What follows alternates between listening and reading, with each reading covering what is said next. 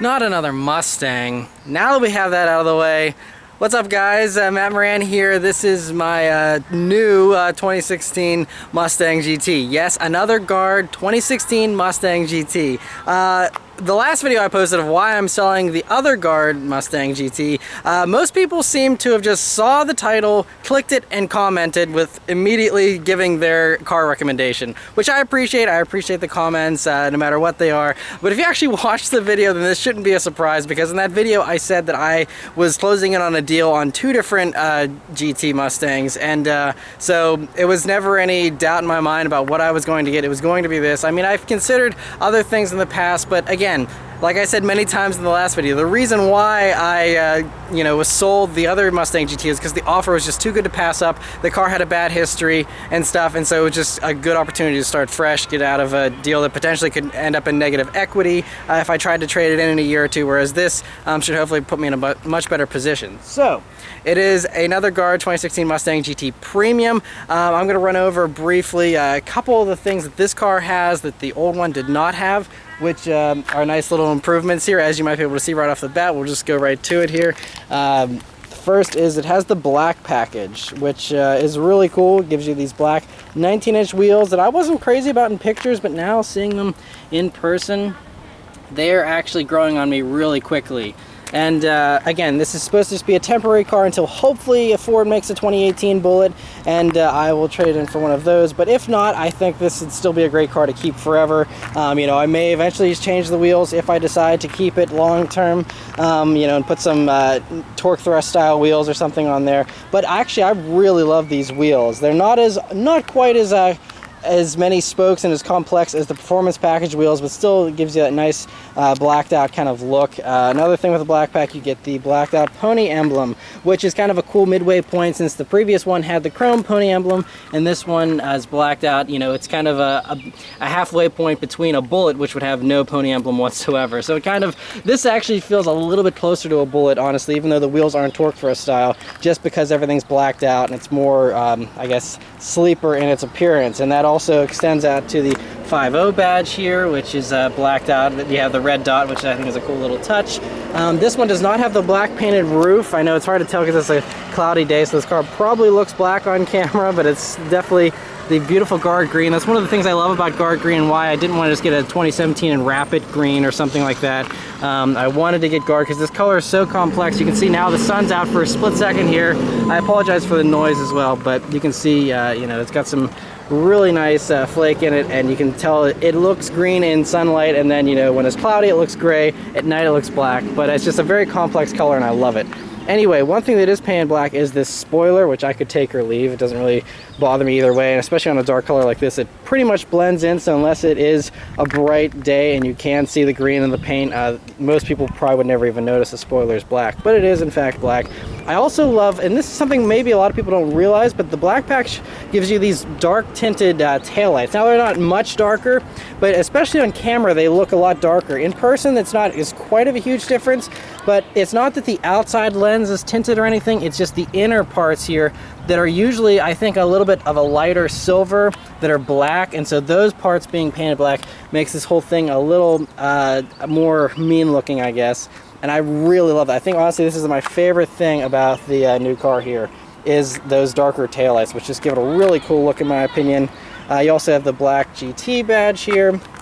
And that's basically about it as far as the black pack. One other thing to note is these wheels, they're 19 inches and they're 255 wide tires all around. So I am noticing a slight harsher ride on these 19s versus the 18s, which had the much taller sidewalls on the previous GT, and so that's just another small thing, but it's not a big deal, nothing I'm really complaining about. But I do have snow tires that are 235 wide, so I am going to have to buy a dedicated set of snow wheels. I used to just mount and dismount every winter, which I know is kind of crazy to some people, but again, for a car I didn't plan to keep forever, there wasn't a point in buying a temporary set. But I think I'm going to probably do some kind of winter wheels, just because I don't want to rebuy snow tires, and so just use the remaining snow tires that I have and just get some cheap, probably GT takeoff wheels or something like that, from a base model GT.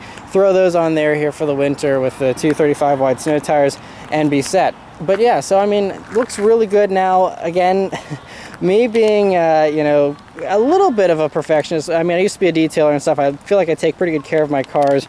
And this one, speaking of the history of this car, this one was a former corporate fleet vehicle. So that could mean a couple of different things. Either a Ford employee drove it, or it could have been a previous press car, which is the least favorable of the two. But I have a feeling this may have been a former press car, just because it's been beat up a little more than I think your average Mustang with about 15,000 miles would have. That's what this one has. When I picked it up, it had 15,700. After the drive back from Chicago, it's now over 16,300. So pretty long drive. They did a great job though on that 7-hour highway cruise home. But anyway, so because of that, whatever past it had, it does have a few additional chips and things that mine didn't have, which are a little unfortunate. It got 1 or 2 door dings on it already, a couple additional scratches. It looked like someone tinily, just very slightly tapped the rear here. There's a little dimple there. You got a scratch there, just little things. But again, I'm buying a used car, so it's not going to be perfect. That's just one of the trade-offs you make with the used car. There is this other scratch that I notice every time I get into the car. Not a huge fan of that, but again, for a temporary vehicle, it's going to last me for a little while. That's fine. If I do decide to keep this and there is no bullet, then at that point I would probably be a little more OCD about trying to fix some of those things to make it just right. But overall, it's in pretty good shape, honestly. The other big thing, so my previous one had 355 gears, and that was one thing I really liked. And the other car that I was thinking about getting was a California Special, which is cool as well. Although I'm not as crazy about the front lip on the California Specials. They're huge and a little over the top, in my opinion. But anyway, that car only had 331 gear, so that's what kind of won me over with this one a little bit, was the 355s, which I think make it a little more fun in daily driving there. With a little bit of shorter gearing there. But so this one does have the 355s. It also has the 401A package that my car had, which I really love, which is blind spot monitoring, memory seats, and the subwoofer in the trunk there for the shaker sound system. The other thing this car has, which is a really cheap upgrade, and I am amazed at just how much it upgrades for the price, was the Premier Trim package, which is I think like $395 if you order it new from Ford. And I never bothered with it. I mean, it looked like it had slightly nicer leather and extra stitching, and that was basically it. Didn't think it was worthwhile, but after driving 7 hours home in this car, I'm really noticing the big difference, and I'll show you what I'm talking about here. So Premier Trim gives you these slightly nicer seats. They're just, the leather's a little bit softer, just a little more, I don't know what even the word is, a little more cushy, I guess you could say. And they just really feel nice. You can also see there's a little additional lines here, so it's just a little bit more of a complex design. You have the white stitching that stands out a lot more. And so that is cool, but that's not the only upgrade. So you can see this up here now has white stitching, whereas the other one just had black stitching and wasn't actual stitching. I think it was kind of like molded in to that piece here. And this has a little bit more padding, feels a little nicer, I think. It's not wrapped in leather or anything, or maybe it is, but it's just pretty hard. It's not nearly as nice as the stuff here on the seats, but a nice little upgrade nonetheless.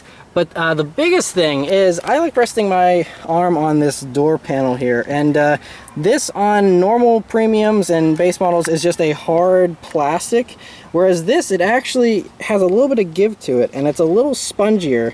And I never noticed that. I never knew that. They never publicized that this was even something that you got with the Premier package, at least not that I saw.